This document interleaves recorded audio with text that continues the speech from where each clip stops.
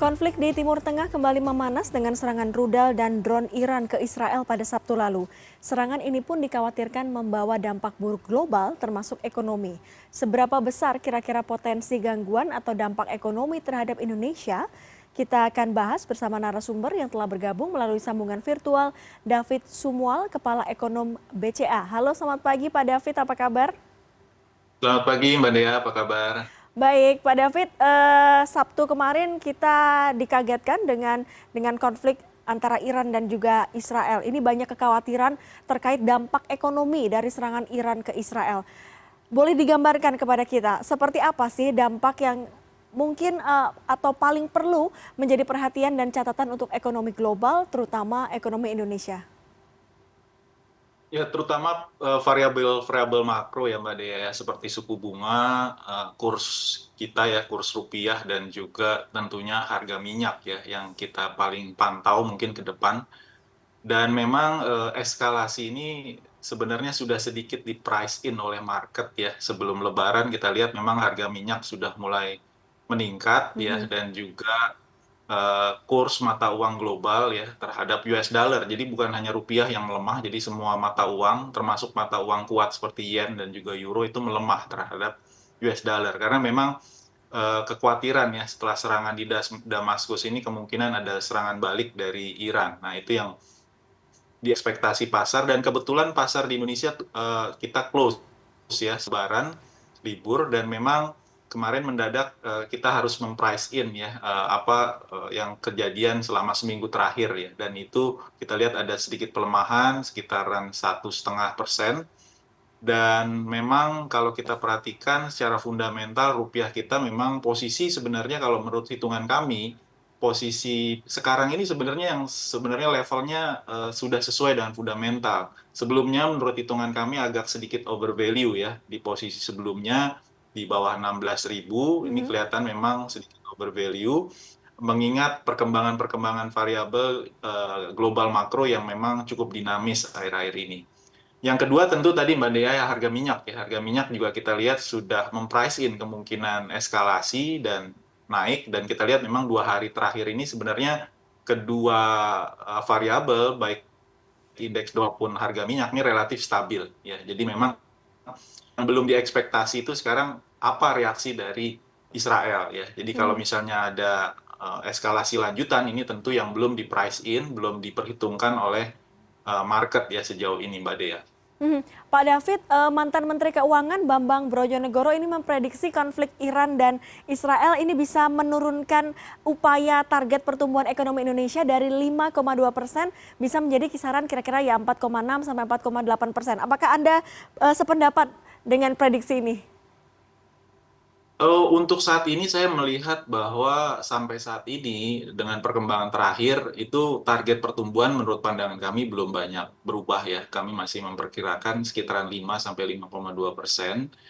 Tapi yang penting memang buat kita adalah bagaimana melihat perkembangan pertumbuhan PDB nominal dibandingkan PDB real ya. Karena nominal ini mencerminkan memang gerak ekonomi ya, atau omset kebanyakan kan misalnya, dan juga aktivitas ekonomi secara keseluruhan yang memang kecenderungan masih menurun.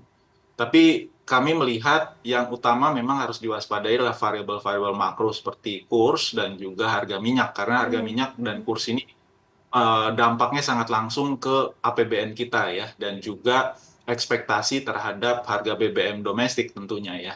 Dan kita tahu kita kompensasi maupun subsidi terhadap BBM ini masih cukup besar ya. Dan setiap kenaikan BBM, harga BBM, dan juga pelemahan kurs itu dampaknya akan cukup signifikan terhadap defisit fiskal kita, Mbak Dea. Mhm. Artinya ada dua hal yang langsung terdampak langsung ke masyarakat. Ini nilai tukar rupiah terhadap dolar dan juga harga BBM. Ya, Pak David. Betul, Mbak Dea. Mhm.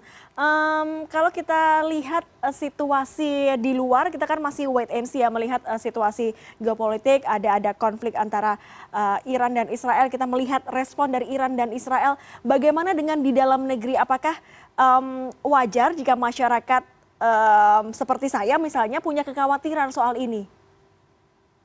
Ya, sejauh ini kalau kita lihat apa bagaimana pemerintah mempunyai otoritas ya di Bank Mhm, mhm. Indonesia dan juga otoritas perbankan yang lain, OJK itu sudah sebenarnya menyiapkan banyak aturan, regulasi maupun buffer ya.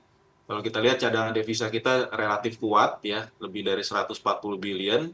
Ini jauh lebih tinggi ketika terjadi pandemi ya. Pandemi waktu itu kita sempat cadangan devisa kita jatuh sampai 131 miliar dolar untuk intervensi juga sebenarnya. Tapi kalau kita lihat dari sisi stabilitas rupiah juga sebenarnya salah satu negara yang volatilitasnya atau standar deviasi perubahan rupiah dannya itu kelihatannya memang relatif cukup stabil ya, itu satu. Dan juga kita perhatikan juga inflasi sebenarnya juga relatif rendah ya kalau kita bandingkan dengan emerging market yang lain ya.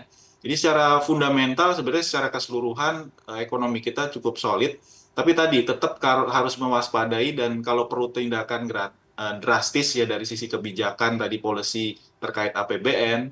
Dan saya melihat memang untuk jangka waktu menengah ini kelihatan untuk kebijakan fiskal harus sedikit lebih prudent ya Mhm. dibandingkan kebijakan yang lebih agresif, karena kalau kita lihat variabel-variabel ini masih bergerak, banyak ketidakpastian terutama dari kondisi geopolitik global sehingga kita harus antisipasi.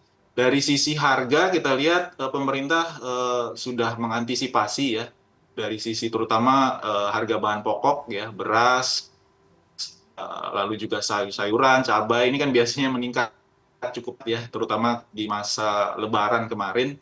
Tapi kita lihat kenaikannya juga masih dalam range yang masih bisa diantisipasi ya.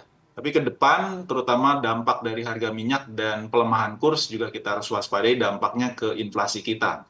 Tapi sejauh ini kalau kita perhatikan untuk inflasi ini juga terbantu dengan kalau inflasi yang terkait bahan pokok memang kelihatan naik, tapi untuk durable goods items ya, barang-barang manufaktur ini kecenderungan turun. Nah, ini yang juga membantu inflasi kita tetap terjaga sejauh ini. Mhm.